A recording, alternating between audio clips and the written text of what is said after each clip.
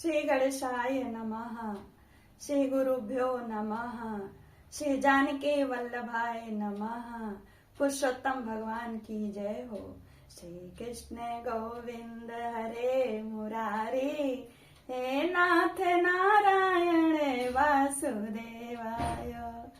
श्री कृष्ण गोविंद हरे मुरारी, हे नाथ नारायण वासुदेवाय।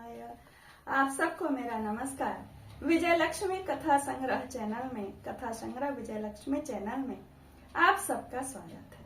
मैं आपको पुरुषोत्तम मास महात्म्य कथा सुना रही हूँ। आज जो अध्याय सुनाऊंगी वह 12वां अध्याय है। 11वें अध्याय में आपने सुना था कि बहुत ही कठोर तप की थी मेधा ऋषि की कन्या ने, और भगवान शिव प्रकट भी हुए, लेकिन उसकी मूर्खता के कारण जो उसने दुर्वासा मुनि की आज्ञा की अवहेलना करके पुरुषोत्तम मास की अवहेलना कर दी थी, जिसके कारण इस जन्म का दुख वह नहीं निवारण कर सकी। और 12वें अध्याय में उसकी मृत्यु बताई जा रही है, और आगे उसके अगले जन्म में कहाँ जन्म लेगी और क्या कैसा भाग्य रहेगा, यह सब उसका 12वें अध्याय में कथा है। मेधावी ऋषि की कन्या मृत को प्राप्त हुई 12वें अध्याय में। देखिए महाराज, कथा जो भी है सारी कथाएं स्वयं सिद्ध है। कोई भी सुने, कोई भी व्रत करे, उसे उसका पुण्य प्राप्त ही होगा, ये विश्वास रखिए। किसी के मुख से कथा सुनिए, कैसे भी आप व्रत करिए, नियम पालन करिए शुद्धता से, उसका पुण्य प्राप्त होगा ही होगा, ये विश्वास करिए। जितने भी ये पुस्तक में कथाएं हैं, सारी कथाएं स्वयं सिद्ध हैं। कृष्ण द्वैपायन व्यास महाराज की और सरस्वती माता की मैं वंदना करते हुए, उनकी जय करते हुए कथा प्रारंभ करती हूँ। 12 अध्याय में नारद वाच, नारद जी बोले, जब भगवान शंकर चले गए तब हे प्रभु, उस बाला ने शोक में क्या किया, सो मुझ विनीत को धर्म सिद्धि के लिए कहिए। श्री नारायण बोले, इसी प्रकार राजा युधिष्ठिर ने भी श्री कृष्ण से पूछा था। श्री कृष्ण ने जो राजा से कहा था वही नारायण मैं तुमसे कहता हूँ। श्री कृष्ण बोले, हे राजन, इस प्रकार जब शिव जी चले गए तब वह बाला प्रभावित हो गई। दुख से प्रभावित होकर लंबे लंबे श्वास लेती हुई, बड़ी डरी हुई वह किशोरी अश्रुपात पूर्वक रोने लगी। हृदयाग्नि से उठी हुई ज्वाला से जलते हुए अंग वाली वह तपस्विनी कन्या वनाग्नि से जले हुए पत्ते वाली लता की तरह हो गई। दुख और ईर्ष्या को प्राप्त हुए उस कन्या का बहुत समय व्यतीत हो गया। जिस प्रकार चूहे के बिल में सर्प घुस करके चूहे का शिकार करता है, उसी तरह दुख उसके शरीर में घुस करके उसका शिकार कर रहा है। वह काल के आक्रमण के वश हो गई। ऋतु में मेघ से घिरे हुए आकाश में बिजली चमक कर जैसे नष्ट हो जाती है, उसी प्रकार तपस्या से जले हुए वह पाप वाली कन्या अपने आश्रम में ही मर गई। उसी समय धार्मिक यज्ञसेन नामक राजा ने बड़ी सामग्रियों से युक्त उत्तम यज्ञ किया था। उस यज्ञ कुंड से स्वर्ण के समान कांति वाली एक लड़की उत्पन्न हुई। वह कुमारी द्रुपद राज की कन्या के नाम से संसार में विख्यात हुई। पहले जो मेधावी ऋषि की कन्या थी वह सब लोकों में द्रौपदी नाम से प्रसिद्ध हुई। उसी को स्वयंवर में मछली भेद करके भीष्म कर्ण आदि बहुत से राजाओं को तृण के समान शोभित राजमंडल में अर्जुन ने पांचाली को पाया, ने सारी राजाओं को हरा करके मछली का भेदन करके पांचाली को प्राप्त किया था। हे मुने, वही द्रौपदी दुष्टासन द्वारा बाल पकड़कर खींची गई।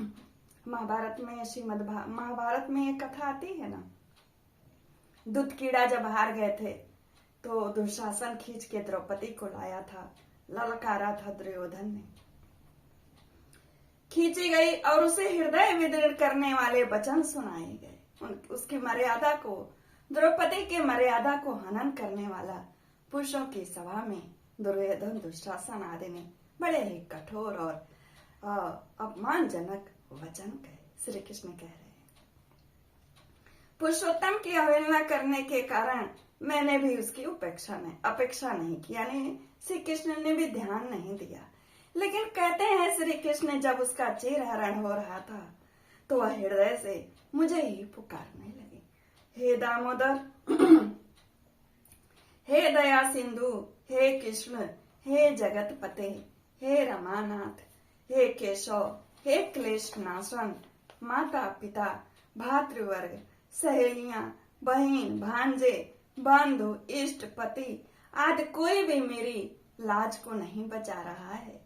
हे श्रीकेश, मेरे तो आप ही सब कुछ हैं। हे गोविंद, हे गोपिका नाथ, हे दीन बंधो, दयानिधे, दुशासन से आक्रमण की गई मुझे क्या आप नहीं जानते? यद्यपि पहली पुकार में मैंने उसकी ओर ध्यान नहीं दिया, श्री कृष्ण कह रहे हैं, क्योंकि दुर्वासा मुनि के कहने पर भी इसने पुरुषोत्तम मासूम का अनादर किया था, श्री कृष्ण को नहीं याद किया था। पर जब दुशासन ने पराभूत होकर उससे हार कर उसने पुनः मेरा जब स्मरण किया, तब गरुड़ पर चढ़कर शीघ्र वहां पहुंचकर मैंने ही, हे राजन, उसे बहुत से वस्त्रों से परिपूर्ण कर दिया। सदा मेरे से स्नेह करने वाली मैं ही हूँ प्राण, जिसकी ऐसी दशा, सदा मेरे भजन में परायण मेरी अत्यंत प्रिया सती सखी मुझको प्राणों के समान होने पर भी पुरुषोत्तम की अवहेलना करने के कारण उसकी उपेक्षा करनी पड़ी मुझे। उसने पुरुषोत्तम माँ की उपेक्षा की थी, मेरी सखी थी, फिर भी मुझे उपेक्षा करनी पड़ी थी। पुरुषोत्तम का तिरस्कार करने वाले का मैं पतन कर देता हूँ। यह पुरुषोत्तम मुनियों और देवताओं से भी सेव्य है, फिर समस्त कामनाओं को देने वाला यह पुरुषोत्तम मनुष्यों द्वारा तो सेवनीय है ही। फिर कहते हैं श्री कृष्ण, अब आपको मैं आगे पिछले अध्याय की कथा यहाँ पर याद दिलाती हूँ, बीच से आपको नहीं समझ में आएगा। पिछले अध्याय में मैंने सुनाया था कि युधिष्ठिर और अर्जुन के परिवार की खबर लेने के लिए वन में श्री कृष्ण मुनियों के साथ गए थे और वहीं पर कथा सुना रहे थे, और फिर वहीं पर ये कथा द्रौपदी की सुना करके कहते हैं श्री कृष्ण, अतः आगामी पुरुषोत्तम की आराधना करो, यानी अभी जो आने वाला पुरुषोत्तम महीना है उसकी आराधना करो। 14 वर्ष के पूर्ण होने पर तुम्हारा कल्याण होगा। हे पांडु नंदन, जिन पुरुषों ने द्रौपदी के बालों को खींचते हुए देखा है, हे महाराज, उनकी स्त्रियों की अलकों को मैं क्रोध से काटूंगा। दुर्योधन आदि राजाओं को यमराज के भवन पहुंचाऊंगा। यदि तुम समस्त शत्रुओं का नाश कर राजा होगे, न मेरे को लक्ष्मी प्रिय है, न मेरे को बलभद्र जी प्रिय हैं, न वैसे मेरे को देवी देवकी और न प्रद्युम्न न सात्विक प्रिय है। जैसे मेरे को भक्त प्रिय हैं, वैसा कोई मेरे लिए प्रिय नहीं है। श्री कृष्ण कह रहे हैं, जिसने मेरे भक्तों को पीड़ित किया उससे मैं सदा पीड़ित रहता हूँ। जो मेरे भक्तों को पीड़ित करता है उससे मैं सदैव पीड़ित रहता हूँ। हे पांडव, उसके समान मेरा अन्य कोई शत्रु नहीं। उसके अपराध का फल देने वाला यमराज है, क्योंकि वह दुष्ट दंड देने के लिए भी मेरे से देखने की योग्य नहीं है। सोच लीजिए श्री कृष्ण क्या कह रहे हैं। कह रहे हैं कि वो मेरे द्वारा दंड देते समय भी देखने की योग्य नहीं है, यानी मैं कैसे भी ऐसे व्यक्ति को नहीं देखूंगा जो मेरे भक्तों का अपमान करता है।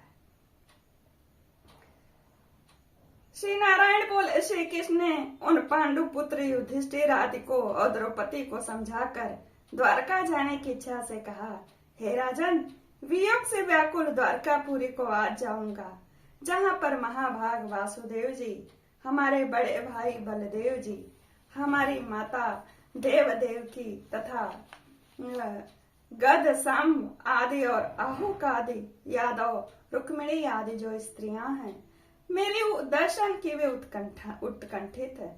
सब हमारे आगमन की कामना से टकटकी लगाकर हमारी चिंतन करते होंगे।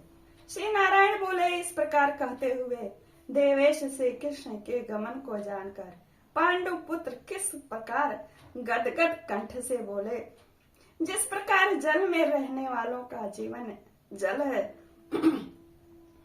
उसी तरह हम लोगों के जीवन तो आप ही हैं महाराज। यानी श्री कृष्ण को कह रहे हैं, हे जनार्दन, थोड़े ही दिनों के बाद फिर दर्शन होना चाहिए।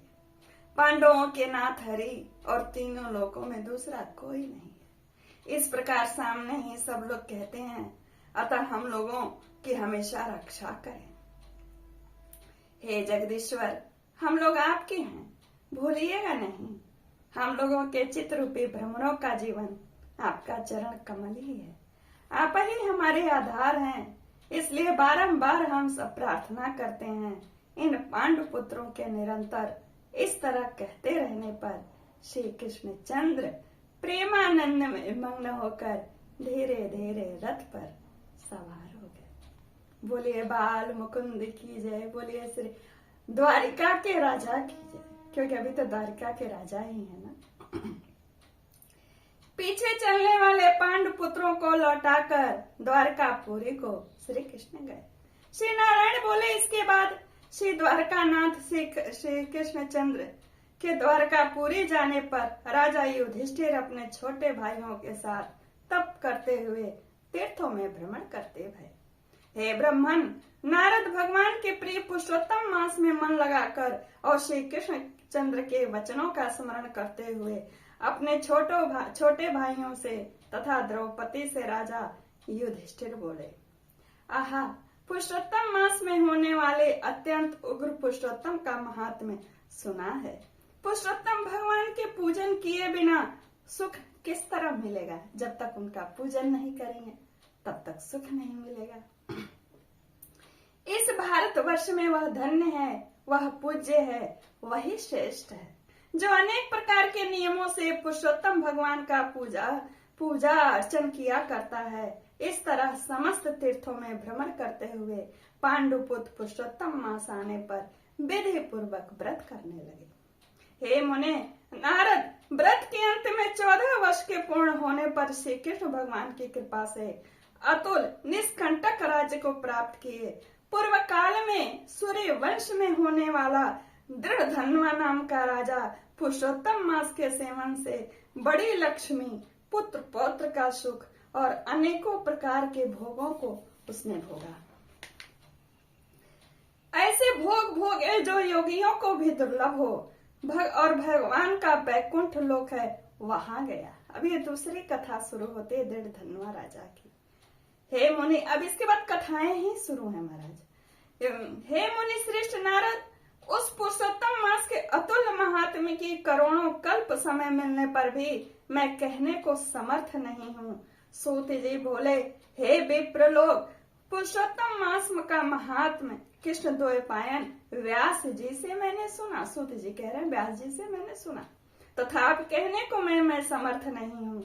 इस पुरुषोत्तम मास के अखिल महात्म को स्वयं नारायण जानते हैं, या साक्षात बैकुंठ वासी श्री हरि ही जानते होंगे। परंतु ब्रह्मा आदि देवताओं से नमस्कार किए जाने वाले और चरण पीठ जिनके ऐसे गोलोकनाथ श्री कृष्ण चंद्र भी अपनाए हुए पुरुषोत्तम मास का संपूर्ण महात्म नहीं जानते। जिन्होंने स्वयं उसको महात्म्य और महत्व प्रदान किया, वही खुद ही नहीं जानते कि पुरुषोत्तम मास कितना महात्म्य है पुरुषोत्तम मास का। तो मनुष्य कहाँ से जान पाएंगे? जब श्री कृष्ण ही उसकी महिमा अनंत देकर अनंत को नहीं जान सके, तो हम मनुष्य क्या जानेंगे? इसलिए महाराज, कथा सुनिए, कथा श्रवण करके अपने को पुण्य अर्जित करिए। और इस मास में बार बार हर अध्याय के अंत में मैं कहती हूँ, इस मास में तीर्थ में एक दिन का स्नान सिंहस्थ स्नान के बराबर है। व्रत का महात्म्य है, दान का महात्म्य है, और जो भी इसमें नियम है 21वें 22वें अध्याय में, उस नियम को पालन करते हुए और श्री हरि की कथाएं सुनना, श्री राधा कृष्ण की पूजन यजन करना, ये पुरुषोत्तम भगवान का यह भजन कीर्तन है। इसे अवश्य करें, क्योंकि कहते हैं श्री कृष्ण, मैं अपने भक्तों की जो गलतियां हैं उसकी गणना करता हूँ, लेकिन पुरुषोत्तम मास में किए गए भक्तों की गलतियों की गणना नहीं करता। ये अध्याय जो 12वां अध्याय है पुरुषोत्तम महात्म्य का, यही पूर्ण होता। तिथि एक कम हुई है बीच में, लेकिन ऐसे दिन आज कल 12वां ही पड़ेगा। और आप लोगों को मेरा नमस्कार, जय श्री कृष्णा। कथा को लाइक करें। श्री बृहन नारदीय पुराणे पुरुषोत्तम मास महात्म्य श्री नारायण नारद संवादे पुरुषोत्तम व्रतोपदेश नाम 12। ओम तत्सत। जय श्री कृष्ण।